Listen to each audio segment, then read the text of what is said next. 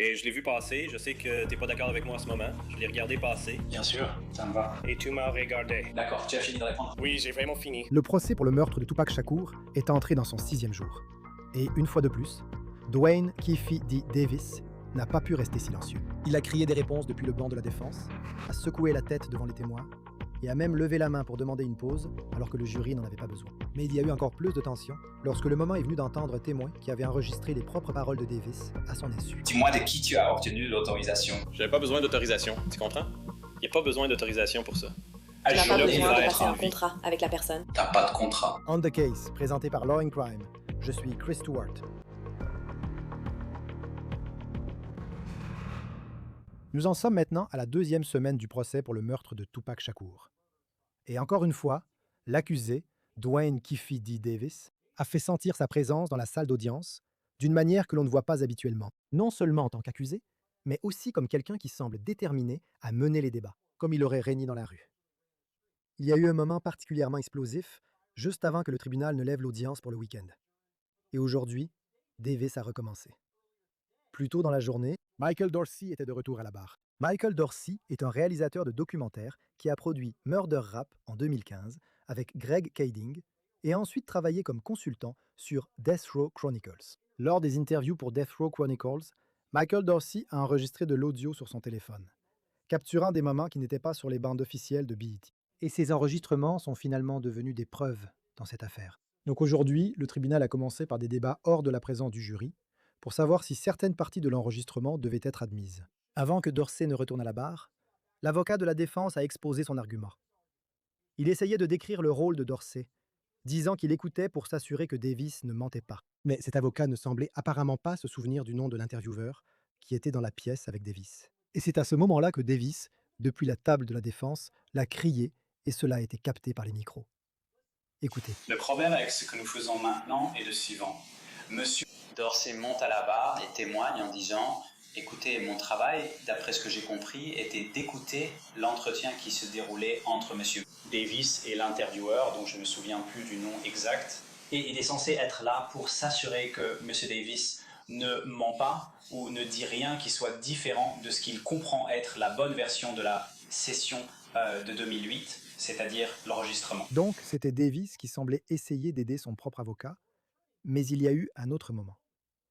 Cela s'est produit lors du contre-interrogatoire de Michael Dorsey, encore une fois en dehors de la présence du jury. Dorsey expliquait qu'il faisait en sorte de ne pas croiser Davis, et il a souligné qu'il pouvait voir la réaction de Davis à son témoignage depuis la table de la défense. Maître Sam, vous pouvez procéder au contre-interrogatoire. D'accord, Monsieur Dorsey, vous n'aviez jamais rencontré Monsieur Davis auparavant. Nous ne nous sommes jamais rencontrés. Nous nous sommes déjà vus auparavant. D'accord, donc le jour de l'enregistrement, vous avez fait en sorte de ne pas croiser Monsieur Davis, c'est bien ça? C'est exact. En fait, vous étiez dans cette autre pièce. C'est correct. Et vous êtes là simplement avec un casque sur les oreilles. Oui. Alors? Et je l'ai vu passer, je sais que t'es pas d'accord avec moi en ce moment. Je l'ai regardé partir. Bien sûr, Et ça vous me va. me regardez. D'accord, vous avez fini de répondre? Oui, j'ai fini. D'accord. Et puis plus tard, le juge a demandé au jury s'ils avaient besoin d'une pause. Et ils n'en avaient pas besoin. Mais apparemment, Davis, si. Alors, au lieu de se pencher et de le dire discrètement à son avocat, il a levé la main, agitant le bras pour attirer l'attention du juge. Voyons voir, cela fait environ 1h30 que nous avons commencé. Mesdames et messieurs du jury, avez-vous besoin de faire une pause pour aller aux toilettes? Si c'est le cas, levez la main. D'accord. Si vous voulez, nous pouvons continuer encore une demi-heure, puis nous prendrons notre pause déjeuner. D'accord, parfait.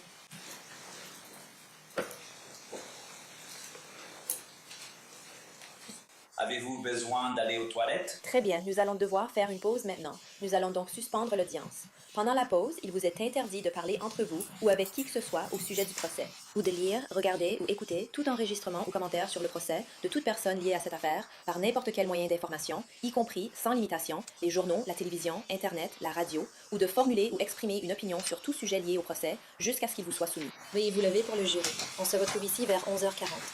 Sur cette chaîne, nous parlons de crime, d'enquête et de justice. Pourtant, une menace reste rarement à la une des journaux. Les informations personnelles qui sont collectées et vendues à votre sujet en ligne. Si je vous disais que votre adresse, votre email, votre numéro de téléphone et même des informations sur votre famille sont achetées et vendues en ligne sans que vous le sachiez. Chaque jour, des courtiers en données et des sites web publics collectent, publient et vendent des informations personnelles. Cela peut entraîner du spam, des arnaques, le vol d'identité et peuvent compromettre votre vie privée. C'est pourquoi j'aime Incogni. Saisissez votre email et Incogni détecte automatiquement où vos données sont exposées, puis envoie des demandes de suppression pour vous. Le tableau de bord de l'application vous fournit des rapports détaillés indiquant exactement où vos données ont été supprimées et, avec l'abonnement illimité, vous pouvez aller encore plus loin. Collez simplement le lien d'un site exposant vos informations personnelles et les experts d'Incogni en protection de la vie privée s'occuperont du reste. La mise en route ne prend que quelques minutes et après une autorisation ponctuelle, Incogni fait le plus gros du travail pour vous. Reprenez dès aujourd'hui le contrôle de votre vie privée. Utilisez mon code spécial pour bénéficier 60% de réduction sur tout abonnement annuel Incogni, avec en plus une garantie de remboursement de 30 jours. Scannez le code QR ou cliquez sur le lien ci-dessous pour commencer à supprimer vos informations personnelles d'Internet. Ils ne peuvent pas vous nuire s'ils ne vous trouvent pas. Ces moments sont révélateurs. Davis ne se contente pas de rester assis tranquillement en laissant son avocat faire le travail. Il semble s'impliquer directement dans la procédure. Nous avons assisté à un moment particulièrement tendu vendredi, juste avant la pause déjeuner, où Davis s'est en fait levé et s'est adressé au juge. Il était frustré que ses témoins aient déclaré que des informations privées avaient été partagées, et il a blâmé le procureur, qui, à son tour, a eu quelques mots pour Davis. Il continue de donner mon adresse. Ils sont entrés par effraction chez moi, ils ont vandalisé ma maison, vandalisé ma voiture blanche, tu vois ce que je veux dire? Ils continuent de donner notre adresse. Maintenant qu'ils ont donné l'adresse de ma sœur, c'est vraiment grave. J'ai entendu dire C'est la que même ça se passe chose dans les des deux deux sens, côtés. qu'il y a des Ils préoccupations ont tort. des deux côtés. Je leur ai conseillé de parler à leurs témoins et à toute personne avec qui ils peuvent communiquer à propos de ces questions, d'accord? Donc, votre Il y a avocate des m'a lois à informé de ce respecter. qui se passe. Ils peuvent abîmer ma voiture. Le type qui m'a adressé ici, c'est moi qu'on envoie en prison. Ça, c'est injuste. Et c'est surtout à cause de ce type. Pour le monde Pour le de disque la que vous paix. jouez, Monsieur Donald. Pour être clair, je pense qu'il indique qu'il est contrarié. Je suis procureur dans des affaires de meurtre. Non, je ne suis pas contrarié par les procureurs publics. Vous mettez en danger la vie de ma famille. D'accord. L'État, encore une fois, comme nous en avons parlé en aparté, vous allez rester en contact avec vos témoins pour vous assurer qu'ils ne fassent rien de tout cela. Ça va dans les deux sens. Monsieur Sam, vous parlerez aussi à votre client pour qu'il ne communique pas avec les témoins. Oui. Monsieur. D'accord, parfait. Il se passe beaucoup de choses dans cette salle d'audience. Donc, si vous êtes intéressé par le déroulement minute par minute, une couverture complète non seulement de cette affaire, mais aussi de tant d'autres grandes affaires de true crime, vous devez jeter un œil à Law and Crime Plus, où vous pouvez accéder aux dossiers d'affaires, où les derniers documents judiciaires, vidéos de la police et bien plus encore sont constamment mis à jour. Et vous pouvez aussi regarder les émissions de Law and Crime et de Court TV sans publicité. Et avec mon code promo OnTheCase, tout attaché, vous obtiendrez un mois gratuit sur lawandcrimeplus.com. Alors rendez-vous sur le site, entrez ce code promo OnTheCase, tout attaché, et profitez de votre mois gratuit dès maintenant. Donc tout ce remue-ménage ont eu lieu vendredi. Mais je veux revenir à Michael Dorsey et à ce qui s'est passé aujourd'hui. Maintenant, Dorsey était un consultant engagé par une société de production qui était derrière Death Row Chronicles. Et son travail consistait à écouter les interviews depuis une pièce séparée, à travers un haut-parleur, pendant que Davis était interrogé devant la caméra. Et il était là pour aider les réalisateurs à vérifier que Davis disait la vérité. Surtout puisque le documentaire allait aussi utiliser l'audio de l'entretien formel de 2008 dont nous avons parlé dans d'autres épisodes. Mais voilà le problème. Dorsey n'a pas seulement écouté. Il a aussi tout enregistré avec son téléphone. Il a fait des enregistrements clandestins de toute l'interview, y compris des moments où les caméras ne tournaient pas. Et certains de ces moments hors caméra ont capté des conversations entre Davis et son avocat, un homme nommé Wayne Higgins. Et c'est là que la bataille juridique a commencé. La défense a soutenu que ces conversations hors caméra étaient protégées par le secret professionnel entre l'avocat et son client, et que Davis avait une attente raisonnable de confidentialité lorsqu'il parlait à son avocat pendant les pauses. Mais l'accusation a contesté cela. Ils ont soutenu qu'il n'y avait aucune attente de confidentialité. Davis se trouvait dans un studio d'enregistrement, il était entouré de membres de l'équipe avec des micros sur lui, et il avait signé une autorisation. Il savait qu'il était enregistré. Et à un moment donné, il a même dit, je cite, « C'est un micro ouvert ». Donc le juge devait décider si ces conversations étaient confidentielles ou non. Dorsey est donc retourné à la barre, et il a été clair. Davis savait exactement ce qui se passait. Mais la défense a attaqué Dorsey très durement, et cela a tellement dérapé que les procureurs ont fini par s'y opposer. Monsieur Dorsey, vous n'avez jamais rencontré Monsieur Davis auparavant. Nous ne nous sommes jamais rencontrés. Nous nous sommes déjà vus auparavant. D'accord, donc le jour de l'enregistrement, vous avez fait en sorte de ne pas croiser Monsieur Davis, c'est bien ça? C'est exact. En fait, vous étiez dans cette autre pièce. C'est exact. Et vous êtes là simplement avec un casque sur les oreilles. Oui. Donc, Et je l'ai vu passer. Je sais que vous n'êtes pas d'accord avec moi en ce moment. Je l'ai regardé passer. bien sûr, ça me va. Et il m'a regardé. D'accord, vous avez fini de répondre? Oui, c'est sûr. D'accord. Maintenant, concernant ton travail, je veux être sûr de bien comprendre. Tu travailles comme employé de BET? Non. D'accord. Quel est ton statut alors? Je suis un employé sous contrat, engagé comme consultant technique spécifiquement pour cette production. Je ne suis pas embauché par BET. Je suis embauché par la société de production. Par la société de production. Oui, monsieur. Et c'est Entertainment One. Entertainment One and Creature Films comme une filiale de Entertainment One. D'accord. Et puis, en ce qui concerne votre travail avec Entertainment One, cela était lié par un accord de confidentialité. N'est-ce pas? Oui. Avez-vous une preuve en ce moment que vous n'êtes plus lié par cet accord? Oui, j'ai une lettre d'un avocat de Paramount Pictures qui possède BET, m'autorisant à partager mes informations. Et j'ai aussi un email de Mark Ford, le directeur de Creature Films, disant également qu'il n'avait aucune objection. La défense a continué de faire pression et Dorsey n'a pas cédé.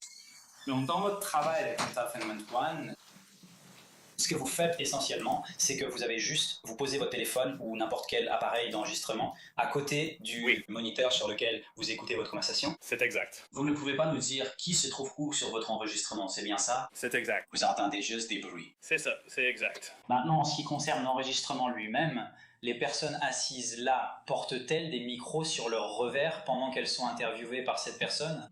Vous voulez dire la personne qui mène l'entretien?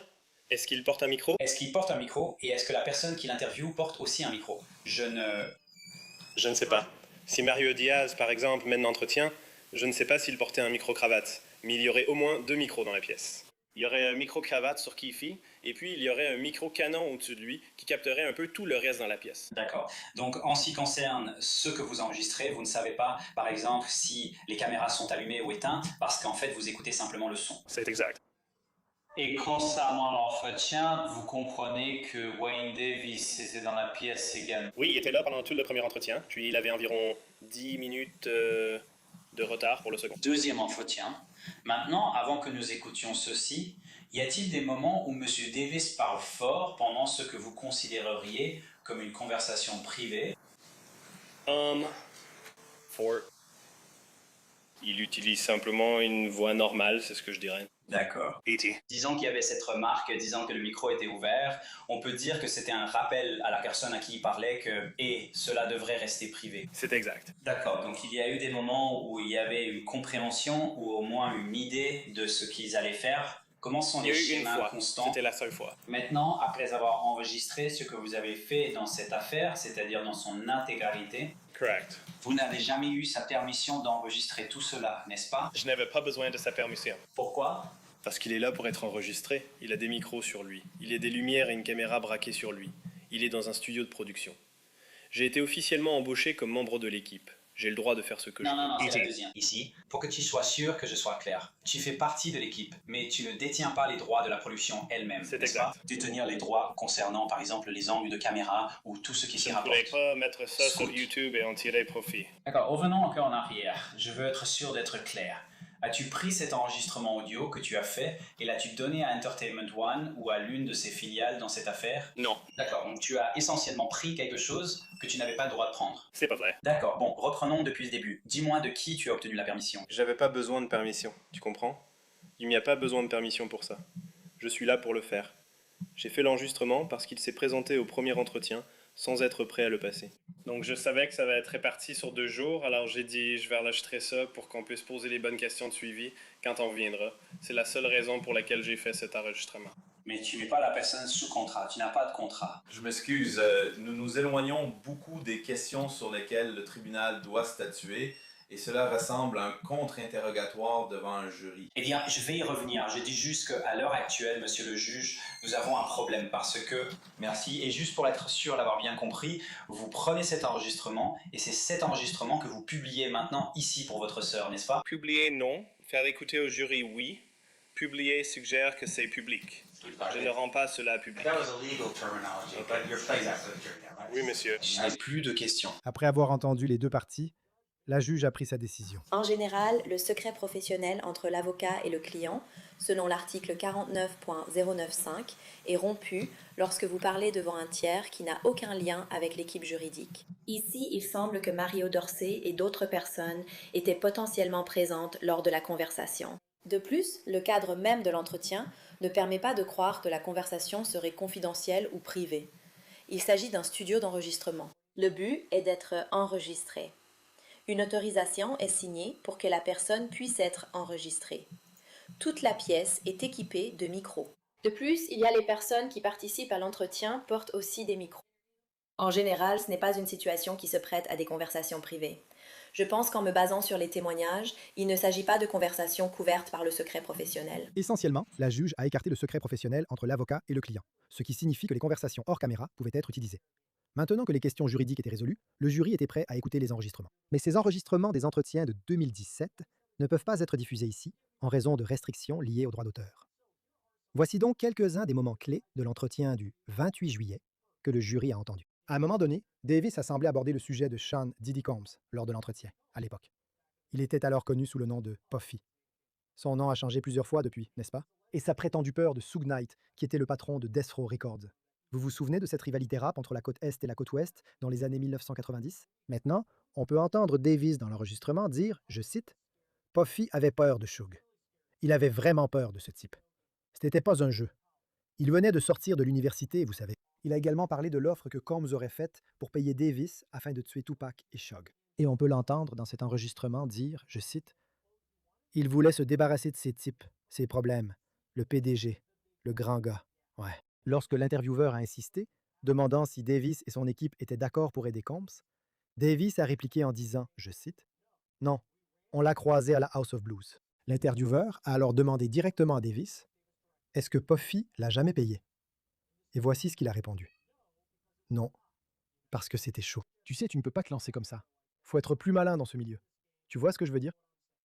Sinon, il te descend direct. » Maintenant, d'après Davis, le paiement devait passer par un intermédiaire, mais il n'est jamais arrivé. Et il a exprimé sa frustration à propos de la situation, disant, je cite, « Je déteste le jour où j'ai rencontré Puff.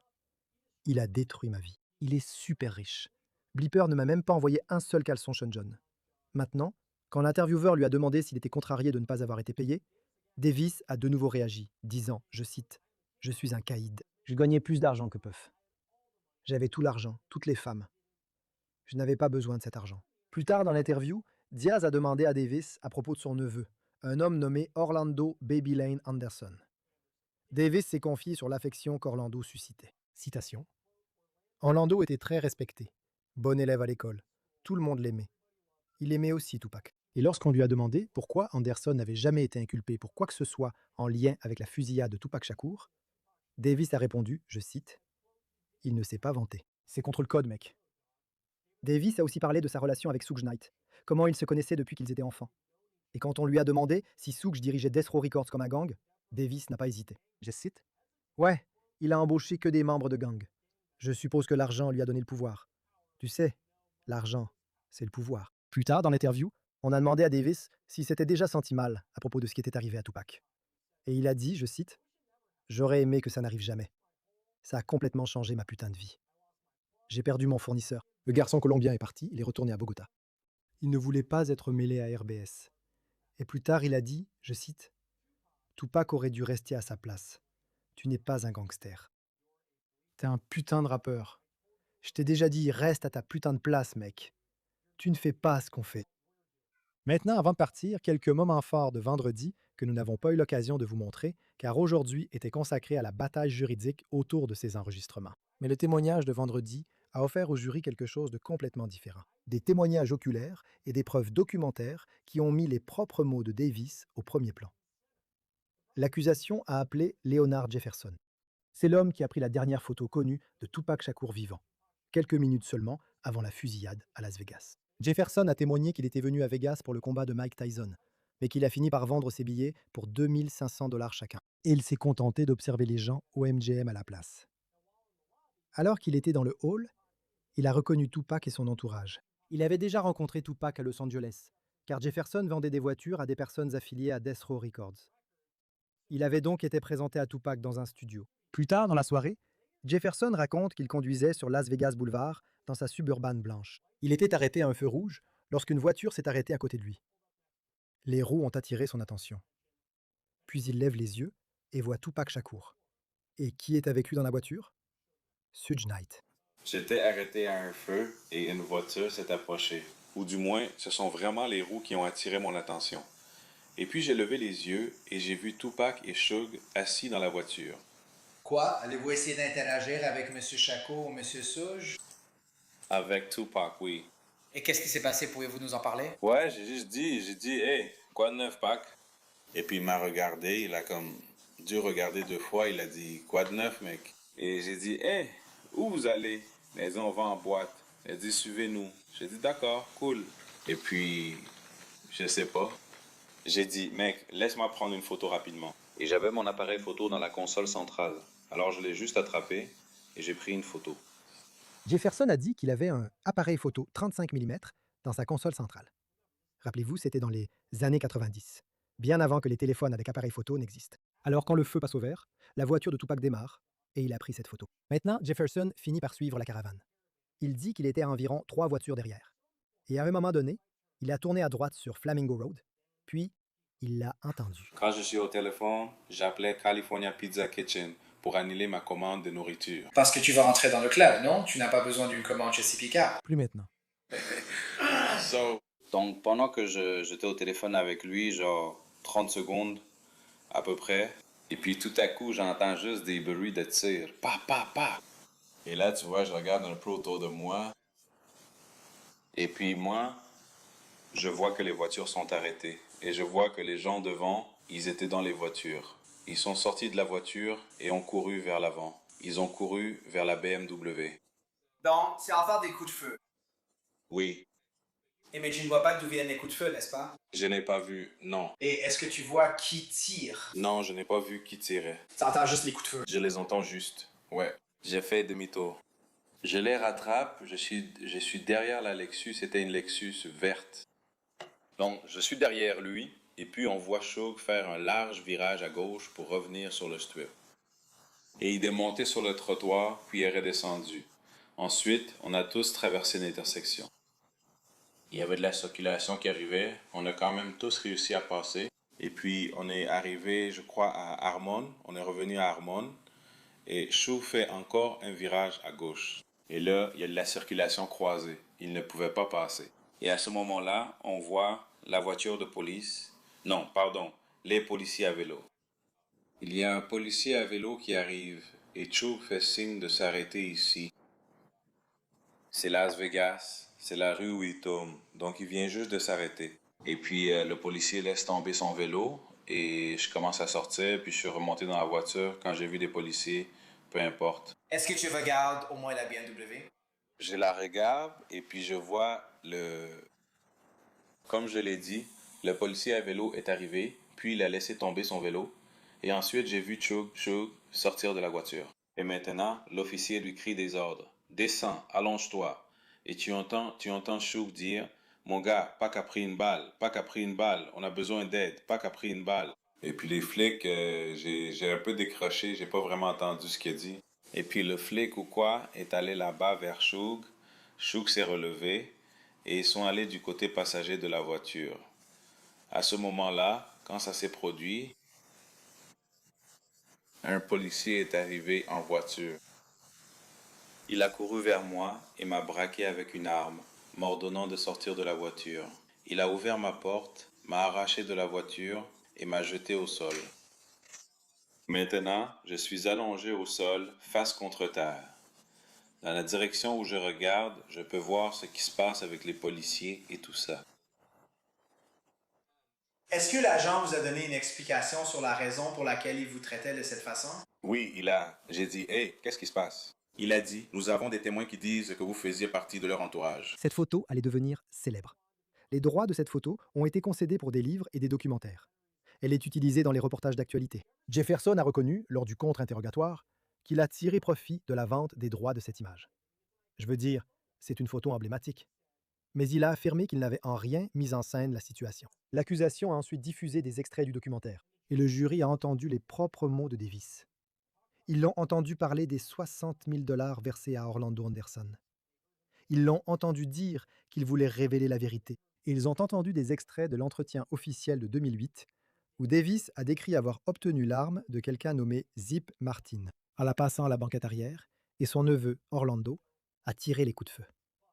Mais selon Diaz, les entretiens n'étaient pas scénarisés. Il n'a pas fourni les questions à l'avance.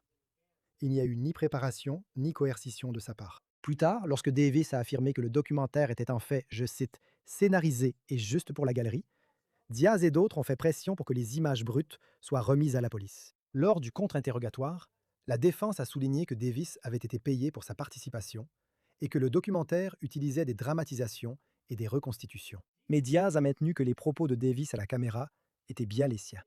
C'était donc vendredi. Ensuite, aujourd'hui, il y a eu la bataille juridique autour de ces enregistrements qui s'est poursuivie, mais le jury a désormais entendu les propres mots de Davis et l'accusation construit son dossier autour de ce qu'il a lui-même déclaré. C'est tout pour cet épisode de On the Case présenté par Law & Crime. Abonnez-vous sur YouTube et Spotify, nous diffusons également sur Peacock. Je suis Chris Stewart, on se retrouve la prochaine fois.